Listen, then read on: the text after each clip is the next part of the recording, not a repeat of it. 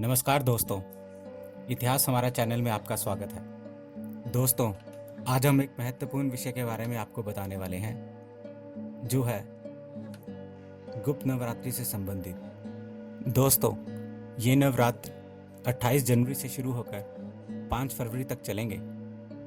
दोस्तों, हम में से अधिकतर लोग ये भी नहीं जानते कि गुप्त नवरात्रि कब शुरू होते हैं और ये किस किस महीने में आते हैं। दोस्तों, हर वर्ष 4 बार नवरात्रि आते हैं, लेकिन लोग सिर्फ 2 ही नवरात्रि के बारे में जानते हैं। पहला, शारदीय नवरात्र अश्विन मास अक्टूबर, या दूसरा माघी नवरात्र माघ मास जनवरी और फरवरी। तीसरा, वास्तविक चैत्र नवरात्र अप्रैल, और चौथा ग्रीष्म गुप्त नवरात्र आश्विन मास जुलाई में आता है।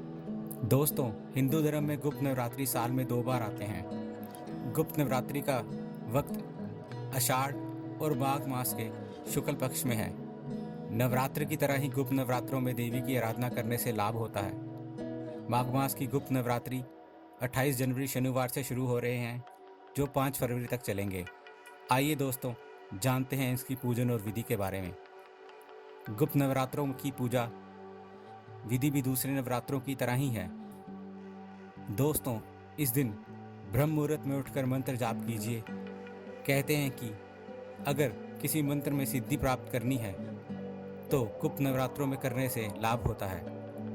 इस नवरात्रि में शाकंभरी देवी का पूजन करना चाहिए। दोस्तों, संभव हो तो हर दिन दुर्गा सप्तशती का या देवी भागवत का पाठ कीजिए। हाँ, गणेश जी का मोदक, जामुन, बेल आदि के साथ सबसे पहले आह्वान अवश्य कर लीजिए।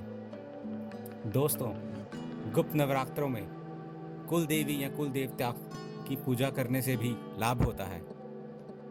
गुप्त नवरात्रि के दौरान माँ काली, तारा, भुवनेश्वरी, त्रिपुर सुंदरी, छिन्नमस्तिका, त्रिपुर भैरवी, धूमावती, बगलामुखी, मातंगी, माँ कमला देवी की आराधना करनी चाहिए। दोस्तों, आइए जानते हैं नवरात्र के इस पाठ की विधि। दुर्गा सप्तशती, इष्ट देवी के बीज मंत्र, दुर्गा कवच, दुर्गा शतनाम पाठ। दुर्गा सप्तशती का पूरा पाठ नहीं कर सकें तो अध्याय 4, 5 और 11 का पाठ पूजा करते वक्त अवश्य करें और फल की इच्छा ना करें। दोस्तों, कहते हैं माता रानी की सही तरीके से सही समय पर पूजा की जाए तो वह फलदायी होती है। अगर आप किसी मंशा से माता भगवती की पूजा आराधना कर रहे हैं तो आप सावधान हो जाइए, क्योंकि माता रानी की पूजा करते वक्त फल की इच्छा मन में नहीं आनी चाहिए। दोस्तों, माता बहुत दयालु है, वह भक्तों की सभी मनो इच्छा पूजा मात्र से ही पूरी कर देती हैं। दोस्तों, ये कुछ छोटे छोटे उपाय करके आप माँ भगवती को प्रसन्न कर अपने जीवन को खुशहाल बना सकते हैं। दोस्तों, ये बिल्कुल नॉर्मल से उपाय हैं जिनको आप घर में कर सकते हैं। तो आइए जानते हैं दोस्तों, ये कौन से हैं वह उपाय। दोस्तों, पहले दिन माता को घी का भोग लगाएं तथा उसका दान करें। दोस्तों, इस उपाय से अगर घर में किसी को बीमारी है उसे मुक्ति मिलेगी तथा शरीर निरोगी हो जाएगा।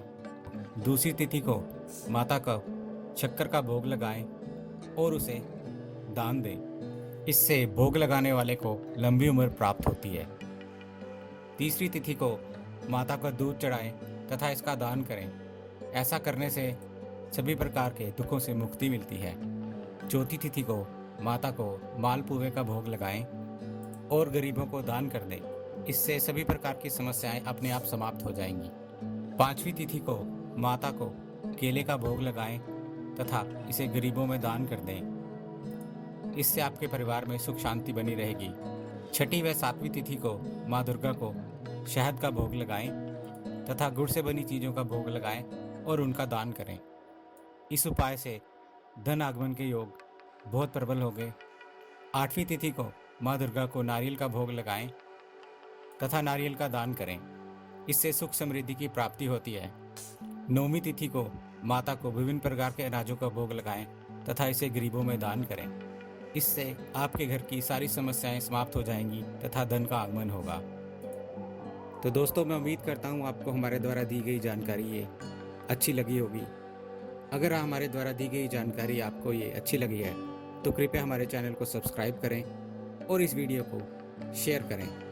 दोस्तों, हमें आपके सुझावों का भी इंतज़ार रहेगा, तो इसलिए कमेंट बॉक्स का इस्तेमाल करते हुए हमें प्लीज़ अपने कमेंट्स भेजिए। हमारे इस चैनल के साथ बने रहने के लिए आपका बहुत बहुत धन्यवाद।